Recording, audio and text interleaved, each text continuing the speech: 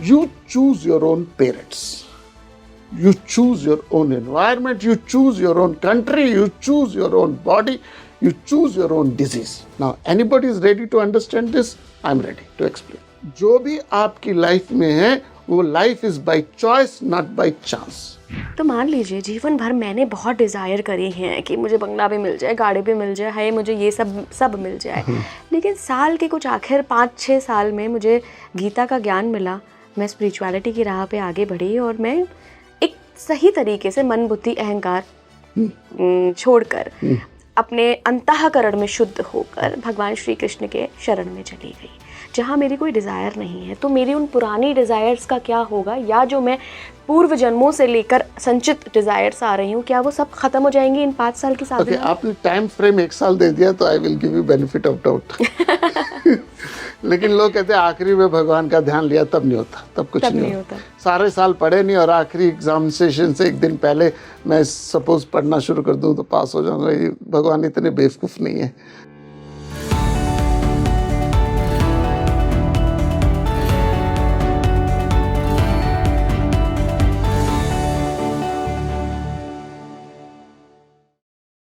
नमस्कार भारत, आप देख रहे हैं स्पीकिंग ट्री। मैं हूं आपके साथ इला गोस्वामी। आज मैं आप सभी से पॉडकास्ट शुरू करने से पहले एक रिक्वेस्ट कर रही हूं कि ये पॉडकास्ट आप पूरा देखिएगा, क्योंकि मेरे जो आज के मेहमान हैं वो सोमनाथ मंदिर के पंडितों की लीनियज से आते हैं। यूँ तो वो शिव भक्त हैं, लेकिन अब वो ठाकुर जी यानी कि श्री कृष्ण की भक्ति में लग गए हैं। श्रीमद् भगवद गीता की व्याख्या की है उन्होंने, कृष्ण की वाणी है, लेकिन उन्होंने अपने शब्दों में उसको लिखा है।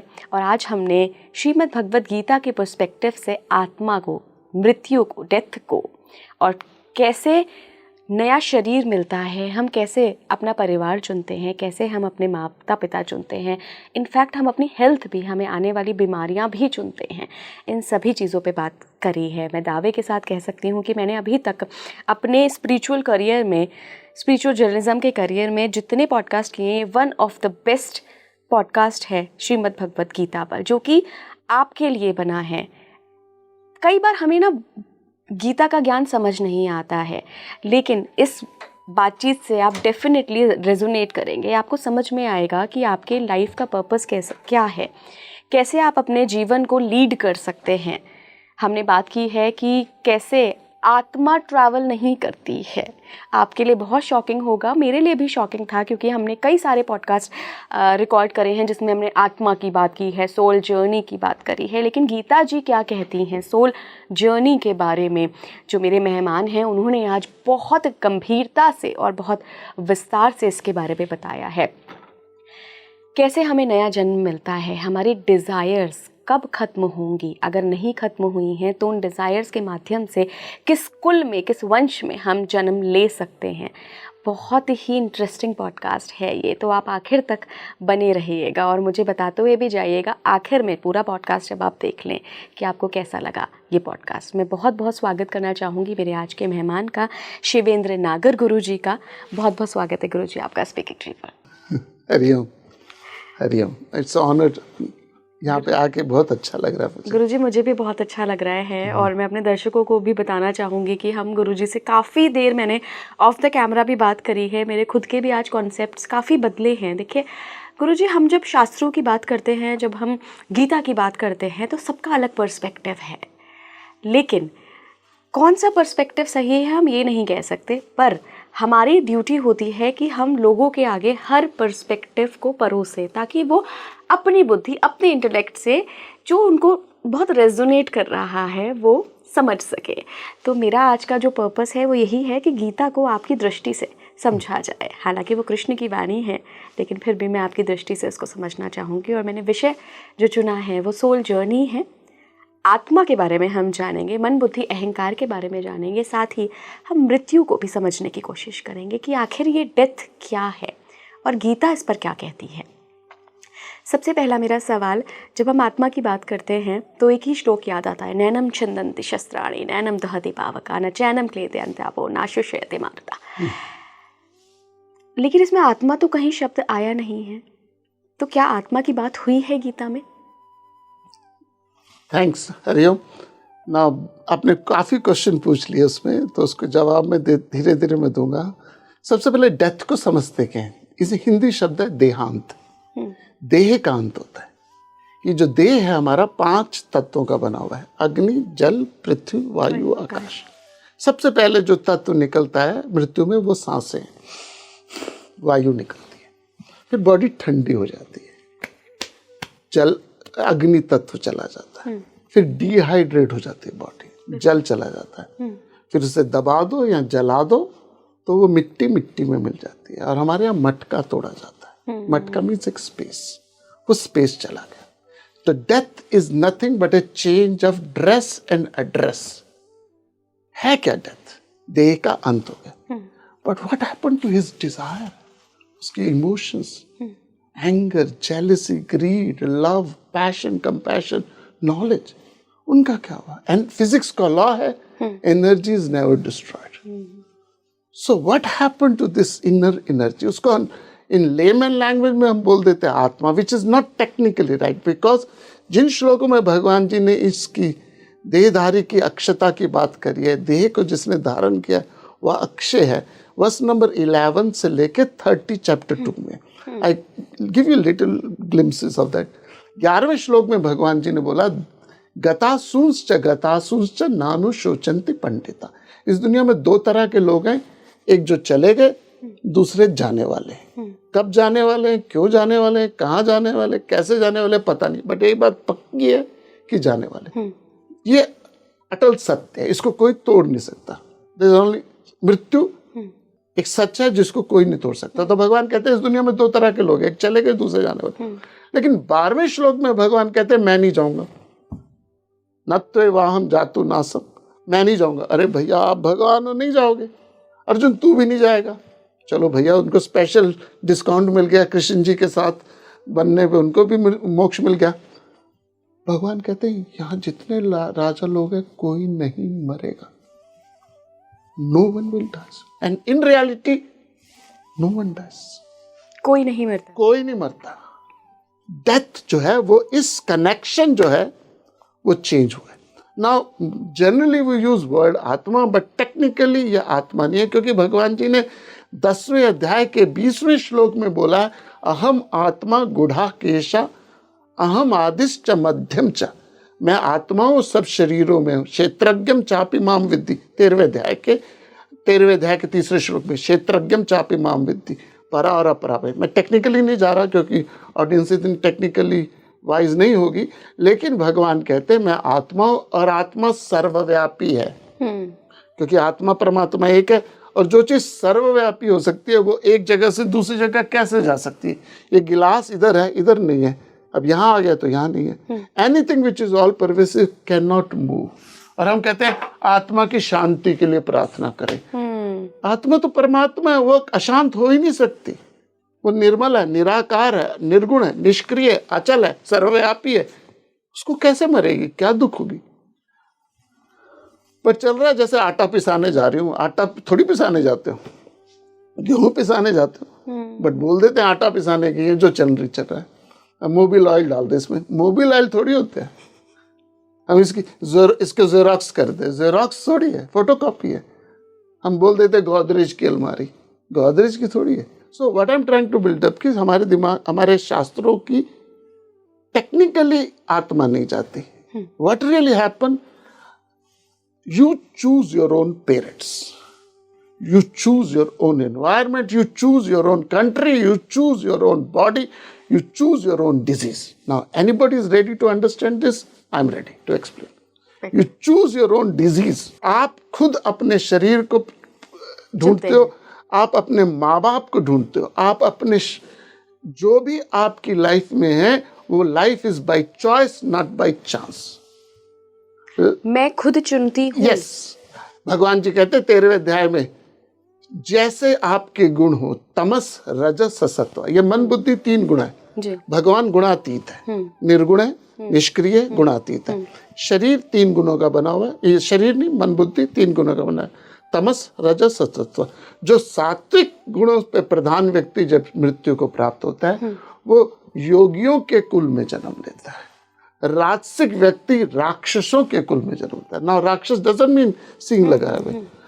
भगवान कहते हैं 13वें अध्याय के श्लोकों में आखिरी में, जो सत्व में जिसका शरीर छूटता है, मन बुद्धि सात्विक है, उसकी मृत्यु के बाद वो ऐसे माहौल में जन्म लेता है जहाँ पे बचपन से क्या है, मैं explain you what I mean by that. 5 घरों में जन्म लेता है 6ठे अध्याय में भगवान जी कहते हैं। एक्चुअल में 3 बोले, मैं उसको थोड़ा सा एलॉबरेट कर देता हूँ। 5 घरों में जन्म लेता है। पहला शुद्धात्मा, उन घरों में जहाँ शांति है, समृद्धि नहीं है, शुद्धात्मा।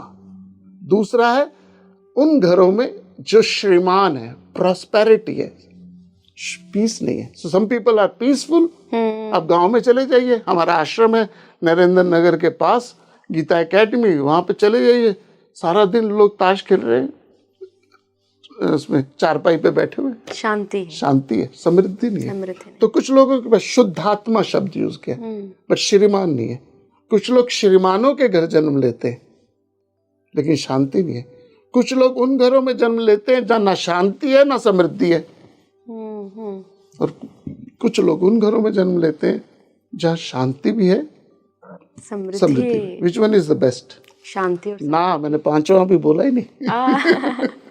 मैंने 5वां तो बोला ही नहीं। भगवान कहते हैं योगियों के कुल में जन्म लेते हो, and rare indeed is that birth. ऐसा बर्थ बहुत दुर्लभ है कि कोई योगियों के कुल में जन्म ले। वहाँ क्या क्या होता है? हाँ जी, वहाँ होता है कि आपको बचपन से ही अध्यात्म की संस्कार मिलते हैं। आई नो सम पीपल 18 साल की उम्र में बच्चे को शराब पिला रहे होते हैं,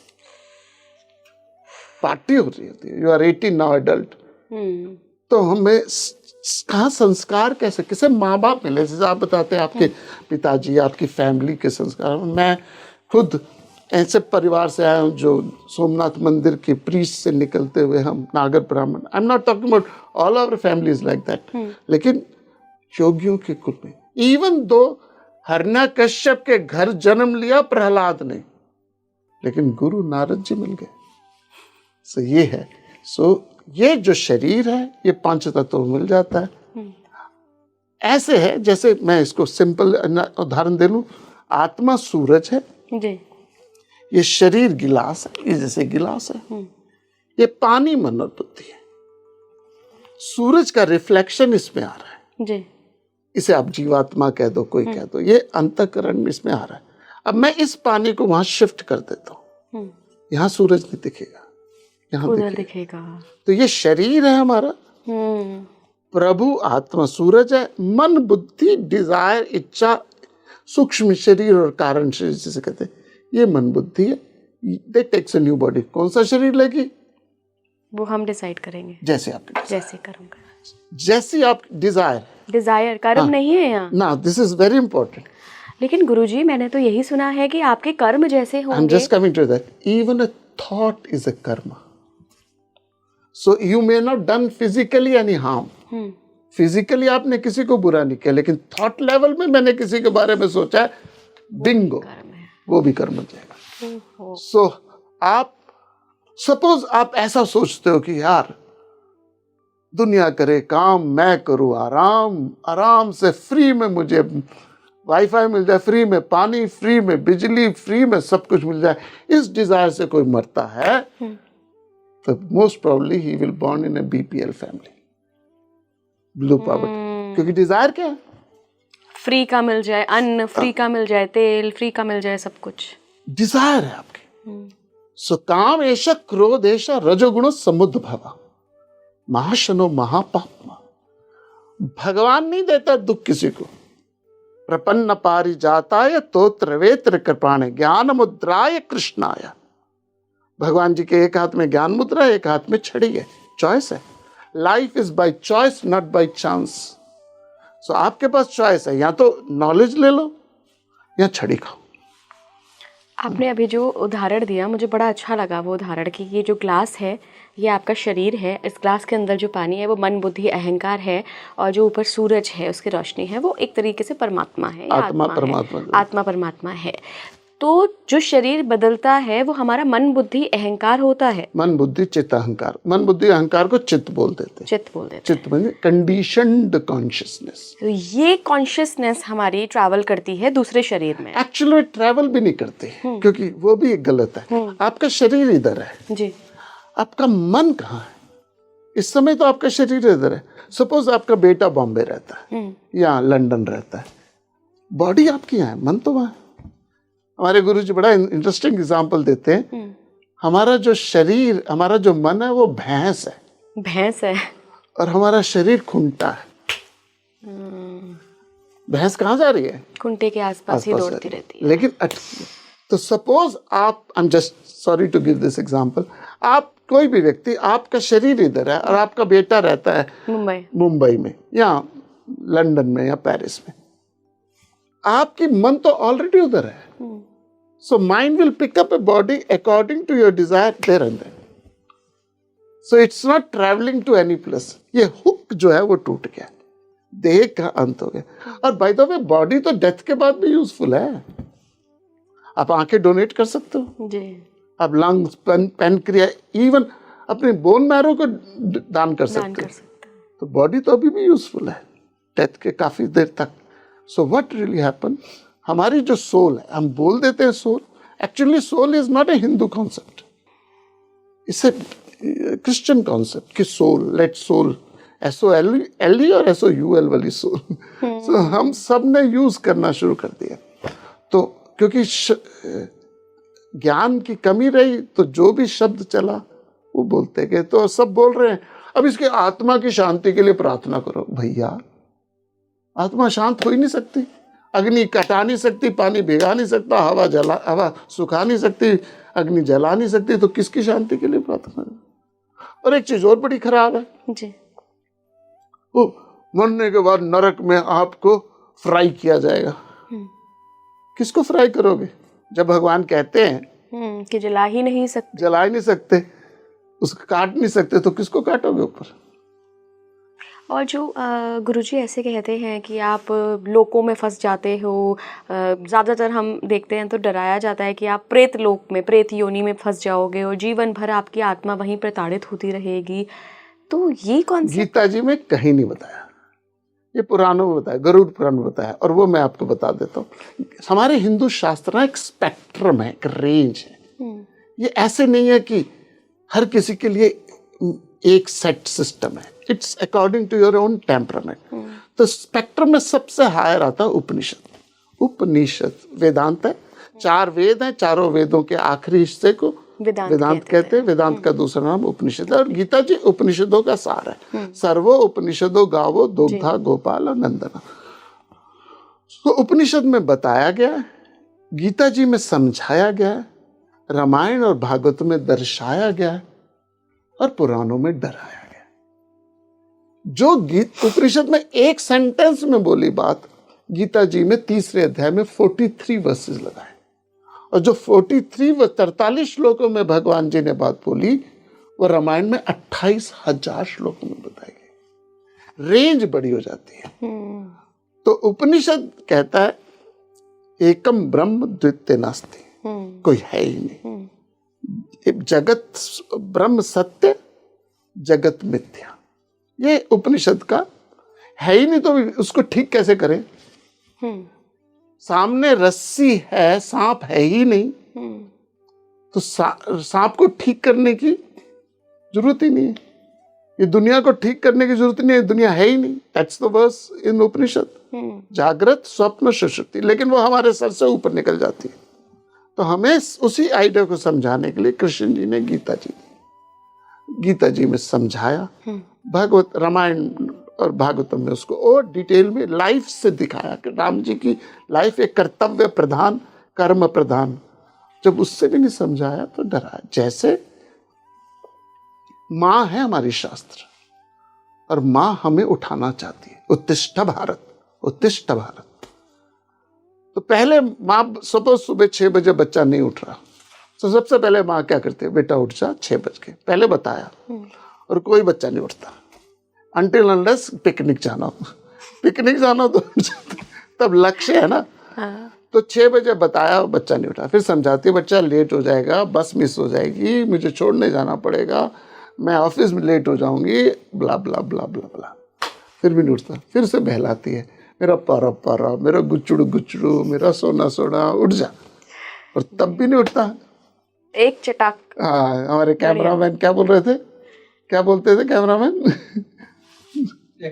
नहीं, मारेगी थप्पड़। क्या शब्द यूज किया था आपने? कुटैया। कुटैया होती है फिर। कुटैया, तो कुटैया होगी। सब कुछ भी हो जाए लाइफ में, ये जो इस लोक में फंस गई, इस लोक में फंस गई, ये एक आइडिया है which may be true after death, I don't know, मैंने अभी एक्सपीरियंस नहीं करी, किसी को भी नहीं पता। हाँ, तो फिर बट गीता जी में इसके बारे में चर्चा नहीं करेंगे। और गीता जी में बोला है अशेषेण, ये गीता जी का शब्द है कि मैंने ऐसा कोई ज्ञान नहीं है जो गीता जी में दिया नहीं हो। शब्द यूज किया अशेषेण, अशेषेण मीन्स कुछ शेष नहीं छोड़ा। और अगर गीता जी में नहीं है तो मुझे उसके बारे में पता नहीं कि लोक परलोक के बाद ब्रह्मलोक पितृलोक कहते हैं। नया शरीर गुरुजी कितने दिनों में मिलता है? ओके, इट्स लाइक आपकी डिजायर। यदि नॉर्मल डिजायर है, मेरी नॉर्मल डिजायर है, घर हो, बच्चे हो, फैमिली हो, हस्बैंड हो, वाइफ हो, जॉब हो, घर हो, तो 13 दिन बाद योग वशिष्ठ कहता है आपको नया शरीर मिल जाता है। मिल जाता है। यदि एक्सट्रीम डिजायर हो, चाहे वो नेगेटिव चाहे वो पॉजिटिव, चाहे वो बिन लादेन जैसी हो, हिटलर जैसी हो, या फिर गांधी जी जैसी हो, या फिर बहुत राम तीर्थ या विवेकानंद जैसी हो, ये शरीर, ये लोग जनरली जल्दी नहीं आते। It takes time. For example, एक आदमी बहुत नॉर्मल बॉडी का है, उसको रेडीमेड क्लोथ लेने के लिए कितना टाइम मिल जाएगा? फौरन, विदिन सेकंड्स। बहुत एक्सट्रीम मोटा या पतला, उसको क्या करना पड़ेगा? बनवाना पड़ेगा। तो जैसे हमारे यहाँ भागवतम में आता है कि भगवान कृष्ण के आने से पहले क्या हुआ? तैयारी। गोपियां, जो ऊपर के देवता है वो गोपियां गोप बन के आए। फॉर एग्जाम्पल, आपको जाना है यहाँ से गीता एकेडमी ऋषिकेश, यहाँ कैसे जाओगे? या तो ड्राइव करके एकदम चले जाओगे या बस से जाएंगे। मोदी जी को आना है तो कैसे आएंगे? पूरी तैयारी, प्रोटोकॉल, एकदम नहीं जा सकते। सो जो नॉर्मल डिजायर्स वाला व्यक्ति जल्दी जन्म ले लेता है। जो एक्सट्रीम डिजायर्स है, इट टेक्स टाइम। और वो कितना टाइम लगता है, दैट डिपेंड्स। सपोज किसी की डिजायर है मार्स में रहने की, वो तब तक नहीं पैदा होगा जब तक वो मार्स बन नहीं जाएगा रहने के लिए लायक। So your desire is the cause. हमारा जो इच्छा है वो कारण है। और बाय द वे, एक इच्छा नहीं है, यही मैं कहने वाली, रिजल्टेंट ऑफ ऑल डिजायर्स। जैसे मैथमेटिक्स में क्या कहते हैं, ये गेंद है, मान लीजिए ये गेंद है, मैंने इस रस्सी से यहाँ रस्सी बांधी, इसको यहाँ खींचा तो यहाँ आ गई, यहाँ से एक रस्सी बंधी है, यहाँ खींचा तो यहाँ आ गई, दोनों रस्सियों से खींचा तो बीच में आ जाएगी। इसे कहते हैं लॉ ऑफ रिजल्टेंट फोर्सेस। सो आपकी सारी डिजायर का जमावड़ा आपका प्रारब्ध बनता है। कमिंग बैक टू बेसिक, दो होते हैं, एक प्रारब्ध, एक संचित। प्रारब्ध डिजायर्स वो डिजायर है जिसमें आपकी कोई चॉइस नहीं है। जैसे आपके माँ बाप, आप अपने माँ बाप चूज नहीं कर सकते, वो आपका प्रारब्ध है। आप इंडियन हो, ये आपका प्रारब्ध है। आपका पहला स्कूल आपका प्रारब्ध है। आपके हस्बैंड, वाइफ, बच्चे आपका प्रारब्ध है। और आपकी डेथ आपका प्रारब्ध है, वो प्री ऑर्डेन्ड है। हाँ, जानवरों में 100% प्रारब्ध होता है, हमारे में संचित में भी दो हैं, आगामी और क्रियामान। सो प्रारब्ध डिजायर, मान लीजिए, just let's take a simple mathematics, we are born in this world, हम इस संसार में आए 100 डिजायर्स लेके, 100 वासना लेके। 100 में से 6 वासना आपकी प्रारब्ध, ज्यादा नहीं होती। अच्छा, 6-7% ज्यादा नहीं होती, ज्यादा हमारे में संचित होती है, क्योंकि ह्यूमन बीइंग है चॉइस ऑफ एक्शन। आदमी पपेट नहीं है, फ्री विल है, पुरुषार्थ है हमारे अंदर। जानवरों में पुरुषार्थ नहीं है। शेर मर जाएगा लेकिन कभी घास नहीं खाएगा, गाय मर जाएगी लेकिन कभी मांस नहीं खाएगी। उनके पास कोई चॉइस ऑफ एक्शन नहीं है, हमारे पास है। कुछ जगह हमारे पास चॉइस नहीं है, जिसे हम कहते हैं प्रारब्ध, कुछ जगह चॉइस है जहां संचित कहते हैं। अब मान लीजिए आप कितनी डिजायर लेके आए, वासना लेके आए, 100। 6 आपकी क्या थी? प्रारब्ध। 94 आपकी क्या थी? संचित। संचित, उसमें भी दो हैं, क्रियामान आगामी, कुछ आने वाली है, but I am not going उस पर डिटेल में। संचित सिंपल आम भाषा में संचित है।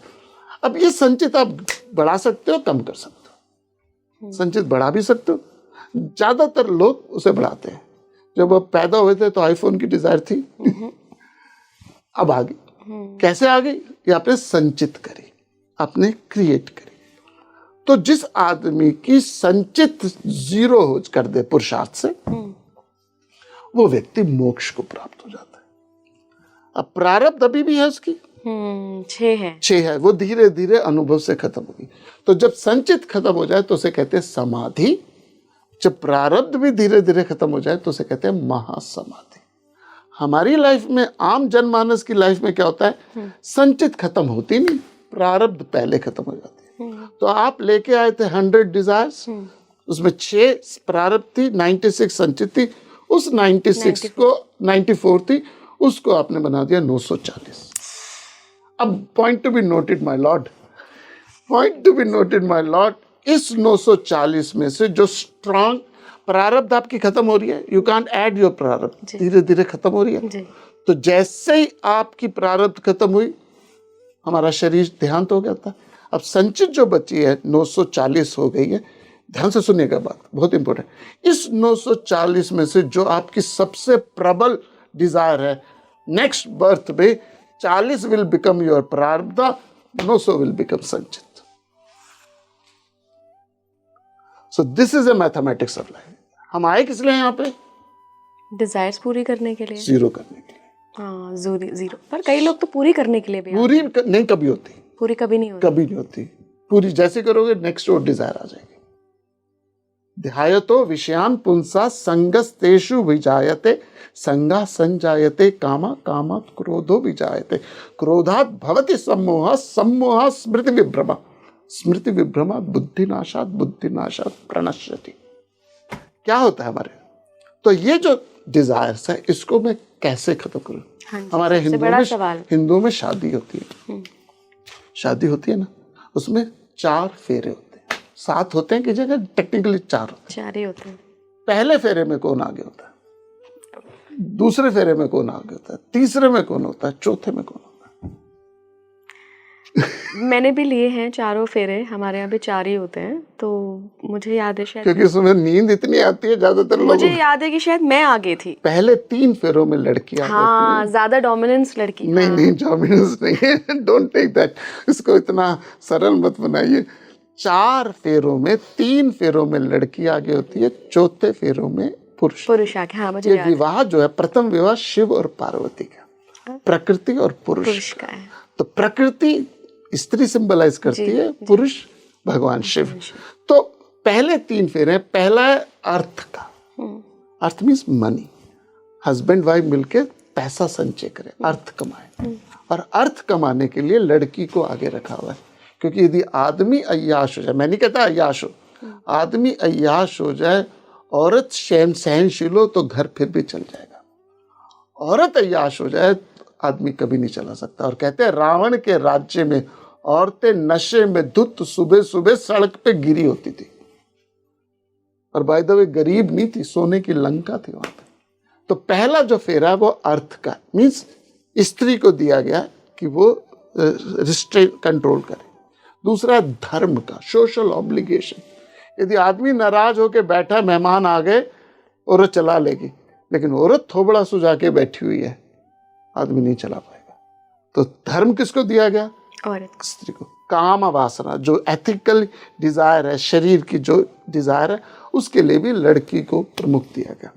चौथी जो वो है अर्थ, धर्म, काम, मोक्ष। मोक्ष जो है वो पुरुष को आगे किया। ऐसा क्यों? क्योंकि एक तो एब्सोल्यूट मोक्ष है, दूसरा है आप, हस्बैंड का रोल है कि घर में एक रिलैक्सेशन हो, घर में एक फ्रीडम आए। कहते हैं ना, उनके आने से आती है जो चेहरे पे रौनक, वो समझते हैं कि बीमार का हाल अच्छा है। जबकि होता क्या है, उनके जाने से आती है जो चेहरे पे रौनक।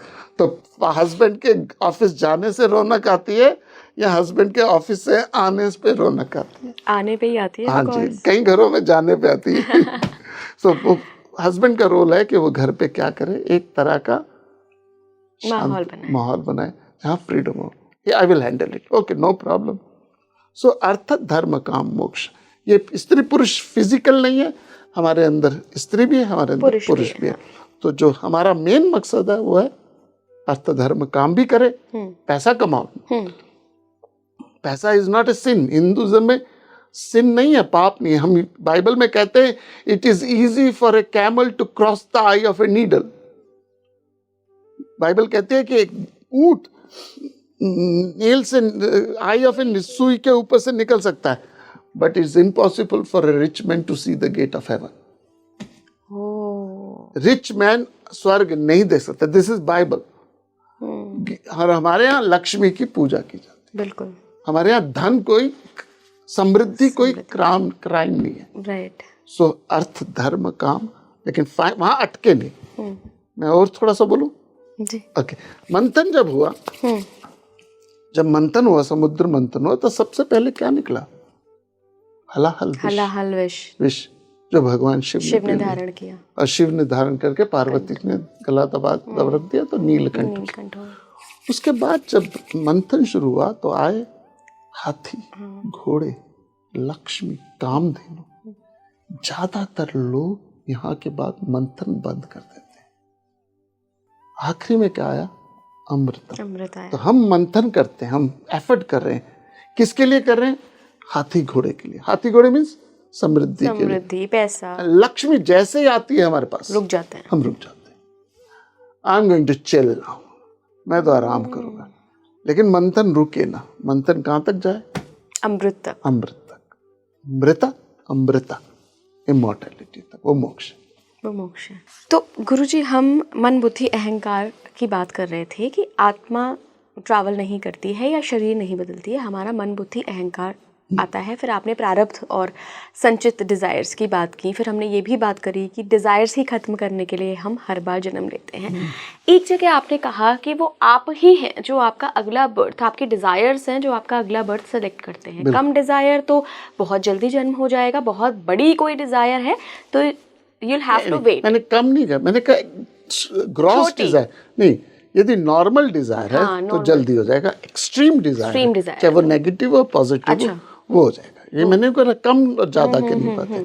किसी की नॉर्मल डिजायर है, घर हो, परिवार हो, बच्चे हो, फैमिली हो, तो गुरुजी यही डिजायर लेकर तो वो अगला जन्म लेगा, फिर वो डिजायर तो कैरी फॉरवर्ड हो गई उसकी, फिर कहाँ से वो डिजायर अपने खत्म करेगा और मोक्ष प्राप्त करेगा? ये तो बड़ा ही उसके लिए भगवान जी ने कहा है knocks and shocks of life makes you introvert. आपके जो दुख है ना वो आपको अंतर्मुखी बनाते हैं।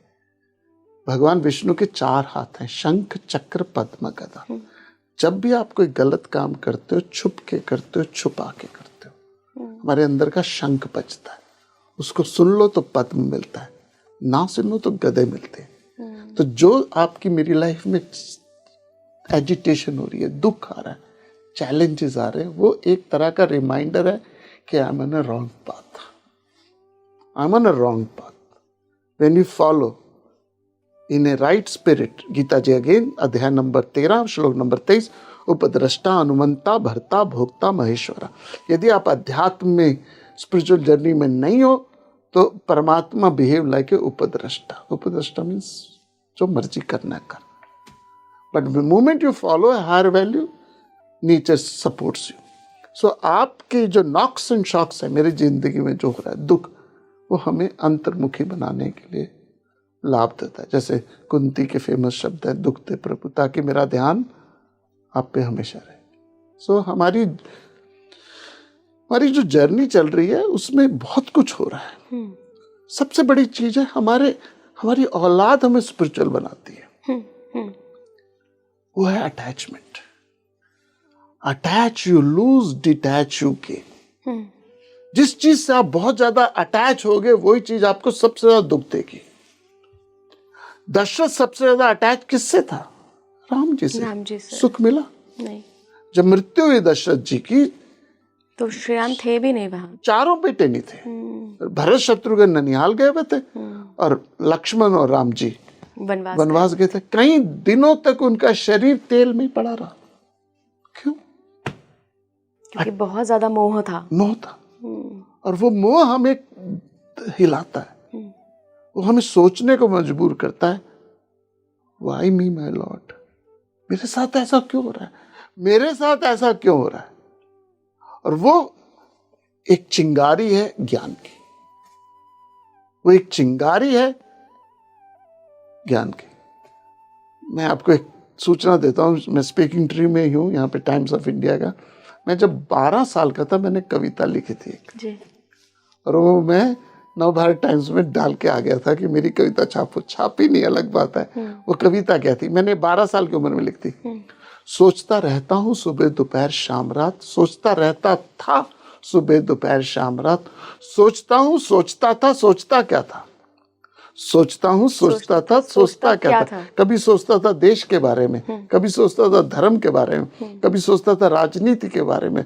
फिर सोचा तो किस सोच में बैठा है, सोच अपने पेट के बारे में। क्या सोचा कि क्या उम्र भर मैं पेट के बारे में सोचूंगा, इस पेट के दायरे से आगे भी कभी निकलूंगा।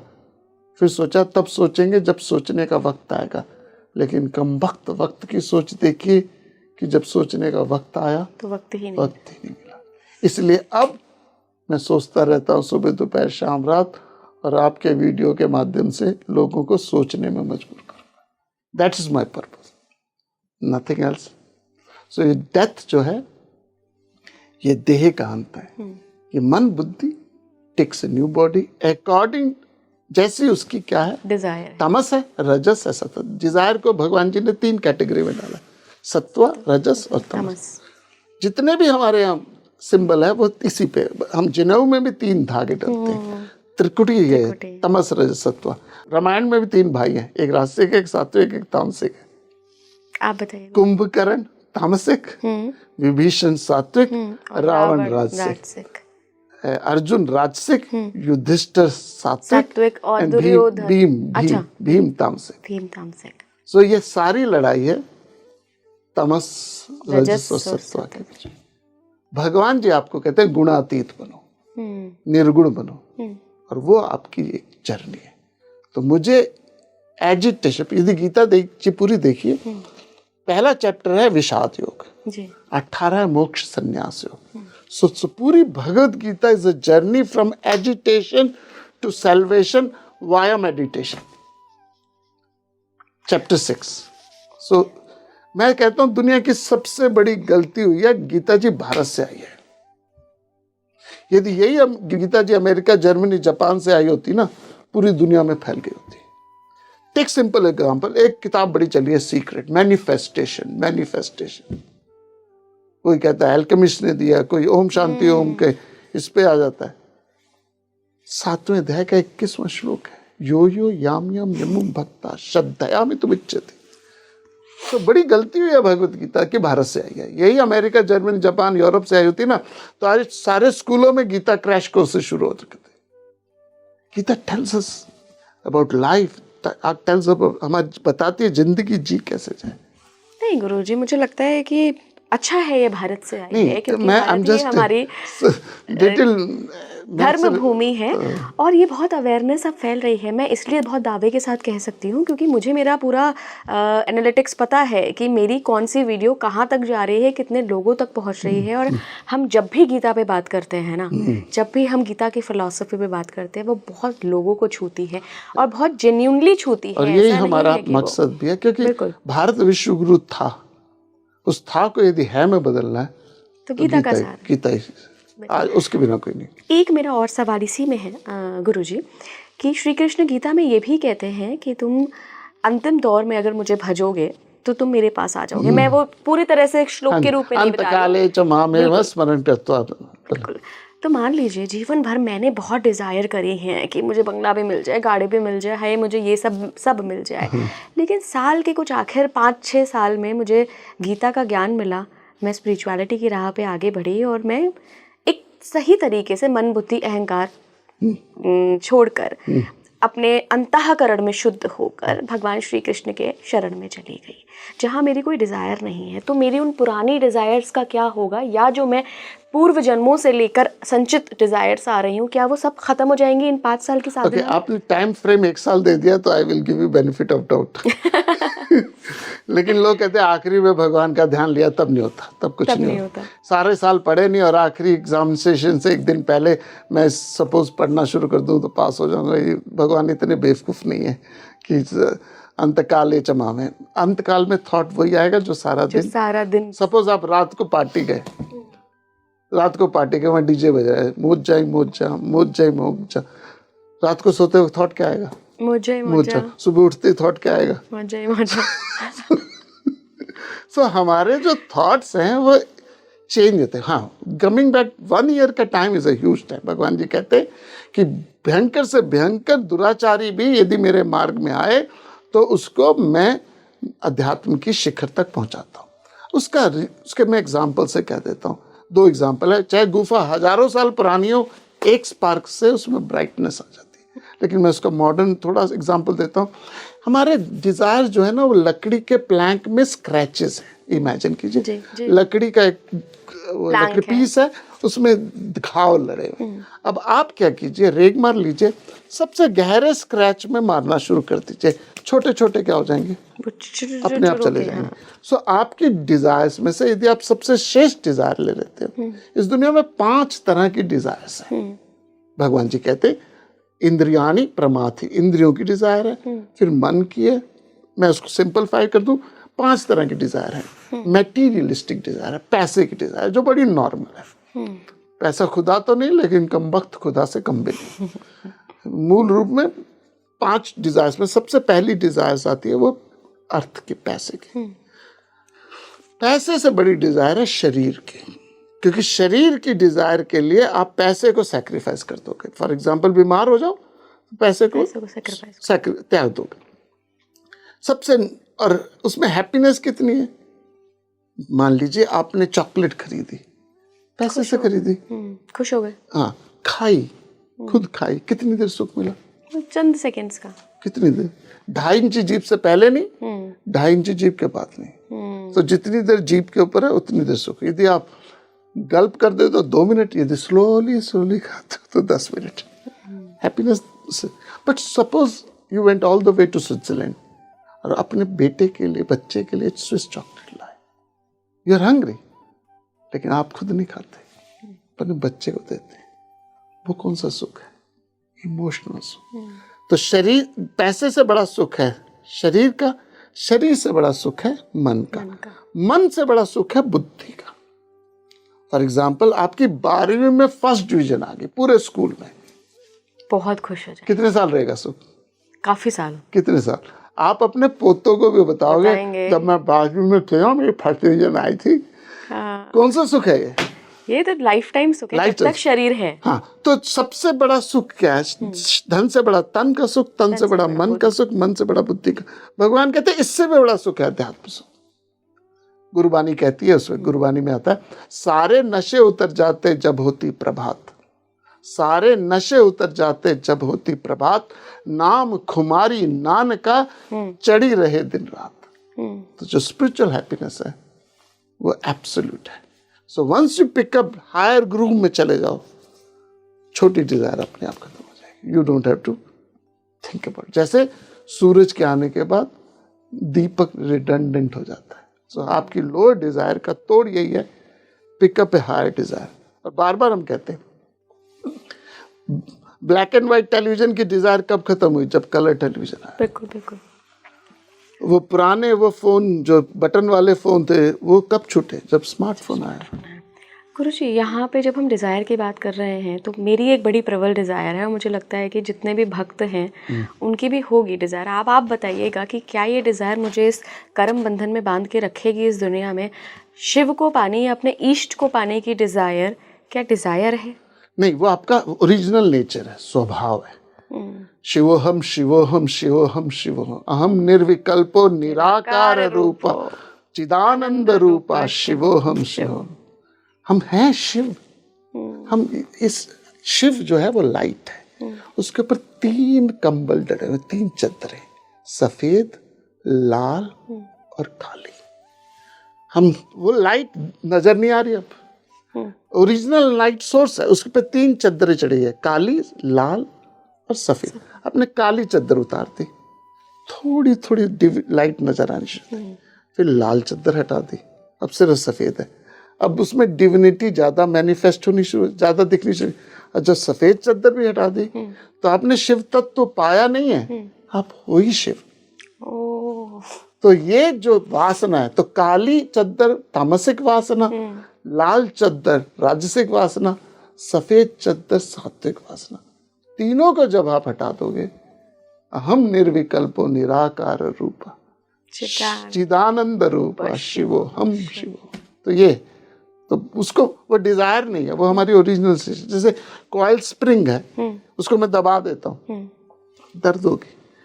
वो दर्द कब तक रहेगी? जब तक मैं उसके ओरिजिनल स्वरूप तक नहीं। जैसे मैं उसके ओरिजिनल स्वरूप तक ले आऊं, आप हो कौन? आप अमृतस्य पुत्रम हो। हम हैं कौन? यदि आप शर्मा हो तो आपकी संतान क्या हुई? शर्मा। आप गुप्ता हो तो संतान क्या हुई? गुप्ता। हम क्या कहते हैं? मात पिता तुम मेरे। प्रभु क्या है हमारे? माता पिता। माता पिता। और अगर वो माता पिता तो उनकी संतान क्या हुई? भगवान की संतान क्या हुई? भगवान हुई। तो हम भीख का कटोरा लेके क्यों घूम रहे हैं दुनिया के सामने? इसमें सम्मान दे दो, इसमें आदर दे दो, इसमें रिस्पेक्ट दे दो, इसमें केयर दे दो। वाई? हम हैं ही शिव स्वरूप। ये है ज्ञान। तो गुरुजी, आपने ये बताया कि आप ही शिव हैं, आप ही शिव स्वरूप हैं। बस आपको जो आपके ऊपर 3 चादरें हैं, रजस तमस और सत्व की, आपको ये हटानी है, फिर आपको रियलाइजेशन हो जाएगा। मान लीजिए कि कुछ ऐसा हुआ, या मेरे प्रारब्ध ऐसा था, या मेरे संचित कर्म ऐसे थे, या मेरी पूर्व जन्म की यात्रा ऐसी थी कि मुझे लग तो रहा है कि मैं शिव तत्व हूँ, पर मुझे गुरु नहीं मिले, मैं हटा ही नहीं पा रही हूँ, या एक चादर हटा ली, 2 नहीं हटाई, तो क्या मैं फिर रीबर्थ लूंगी?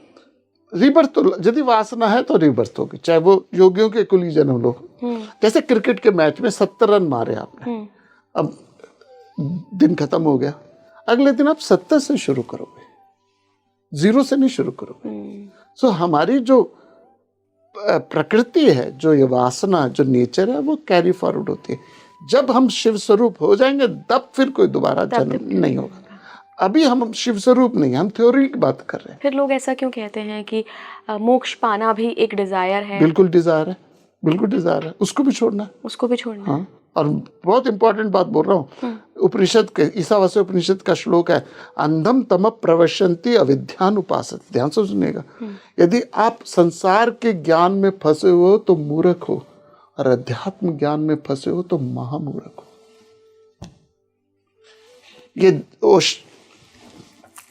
ये वो है, एक नदी है, यहाँ नाव में नहीं बैठ रहे, नदी क्रॉस करनी है, नाव में नहीं बैठ रहे तो मूर्ख हो। नाव से यहाँ तक आ गए, अब नाव से नहीं उतर रहे, महामूर्ख हो। आप ठीक होना चाहते हो, दवाई नहीं ले रहे तो मूर्ख हो। अब ठीक हो गए, दवाई नहीं छोड़ रहे। पर गुरुजी, परमात्मा के अंदर भी तो डिजायर आई थी ना, एको हम बहुश्यामा। प्रभु में कोई डिजायर नहीं है। फिर ये कहाँ से आया? वो माया क्रिएट करी गई हमारे लिए। God is desireless.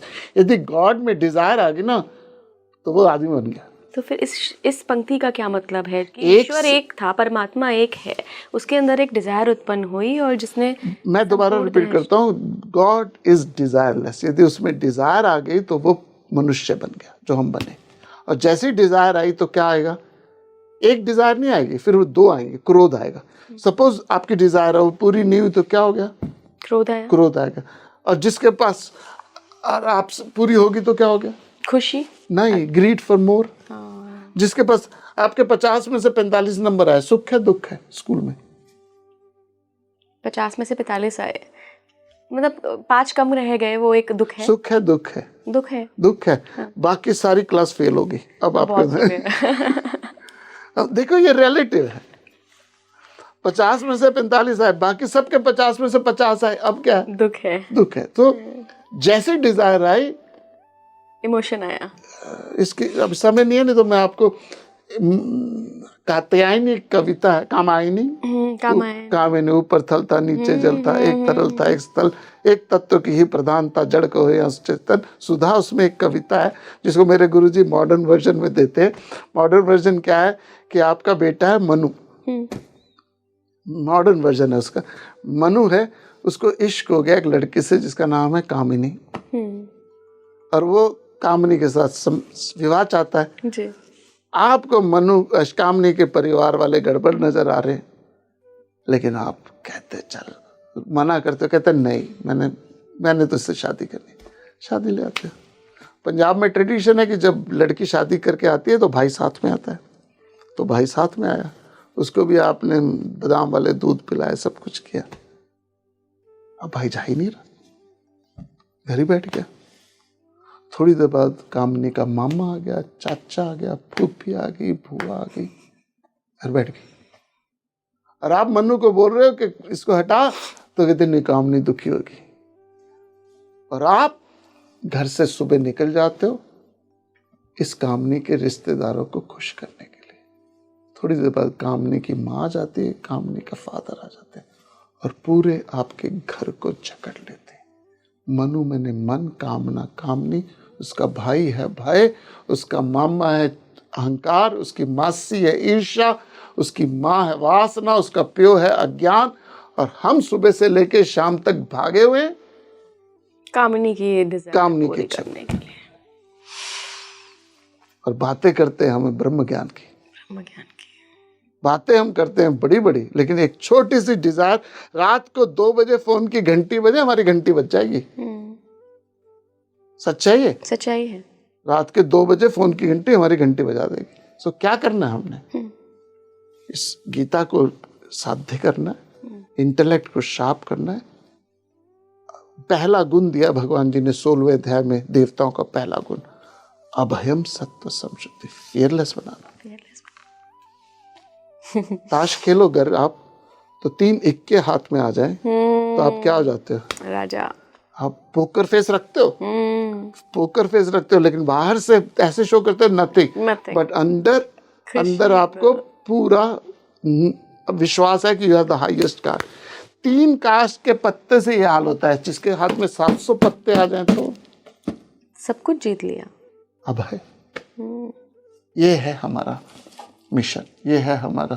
तो गीता एकेडमी जो हमने बनाई, उसका मकसद यही है कि यंगस्टर आए, पढ़े और इसको माइंड मैनेजमेंट की तरह देखें। स्पिरिचुअल तो है, लेकिन इसे माइंड मैनेजमेंट देखें। भगवान जी ने ऐसा बोला, अशेषेण, मैंने ऐसा कोई ज्ञान है जो छोड़ा नहीं। तो उस ज्ञान की हम चर्चा करते हैं। गुरुजी, लास्ट में मैं एक सवाल अपने यूज़र्स के लिए, अपने दर्शकों के लिए लेना चाहूँगी, क्योंकि हमने रीबर्थ और डेथ से ये पॉडकास्ट शुरू किया था और हमने गीता के पूरे विषय पर बात की है। क्या गीता ये सिखा सकती है, चूँकि आपने बोला कि आपके ही हाथ में है कि आप कौन सा परिवार चुनो, आप कौन से माता पिता चुनो, आप कैसा जीवन चुनो, इवन हेल्थ भी आपके ही हाथ में कैसे चुनोगे। तो मान लीजिए अगर कोई मोक्ष की तरफ अभी नहीं बढ़ पा रहा है और उससे अगला जन्म लेना ही है, उसके इतने संचित कर्म और प्रारब्ध बाकी है, तो एक बेहतर परिवार जहाँ से उसकी मोक्ष की यात्रा शुरू हो सके, अध्यात्म की यात्रा शुरू हो सके, वो इस जन्म में प्रिपरेशन हो सकती है क्या थ्रू गीता? बिल्कुल। भगवान जी कहते हैं योगियों के कुल में जन्म तभी हो सकता है जब आपके अंदर मुमुक्षु हो, अब ज्ञान की इच्छा हो, और अष्टांग योग भी बताया उसने, यम, नियम, धारणा, ध्यानम, समाधि। तो पहली चीज है, मैं ओशो की एक कहानी से देता हूँ।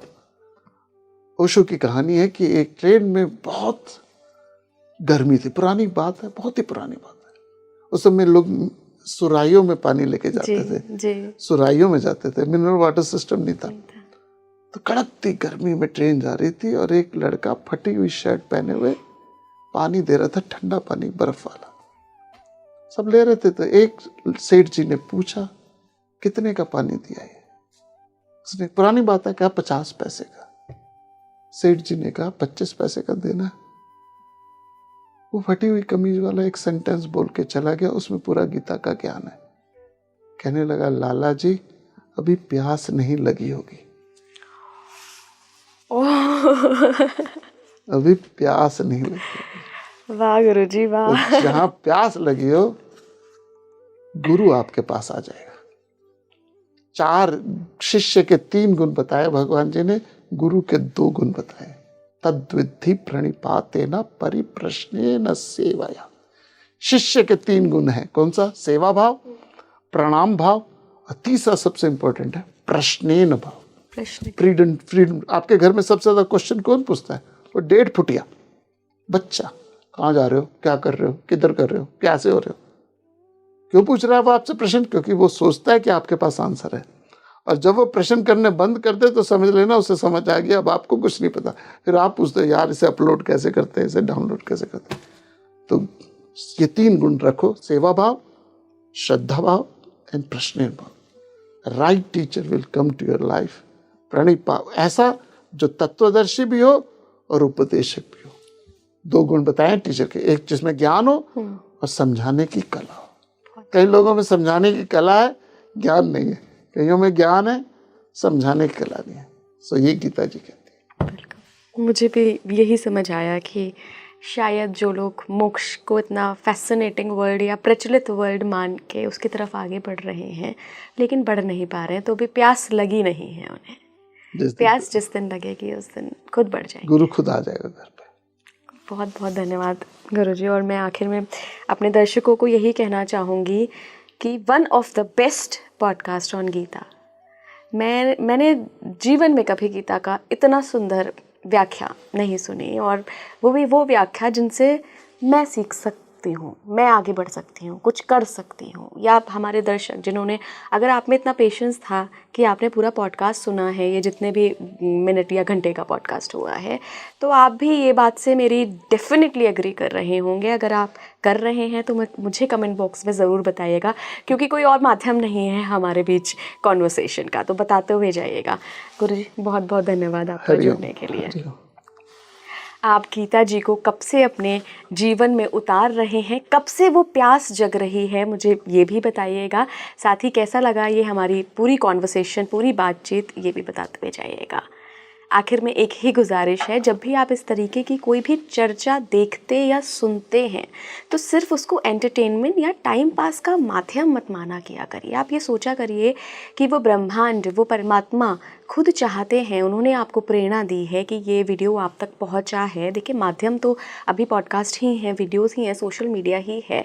माध्यम पर मत जाइए, देखिए कि आप तक अगर ये वीडियो आई है तो कुछ ना कुछ संकेत, कुछ ना कुछ इसमें आपके लिए छुपा है। जुड़े रहिए स्पीकिंग ट्री के साथ। नमस्कार।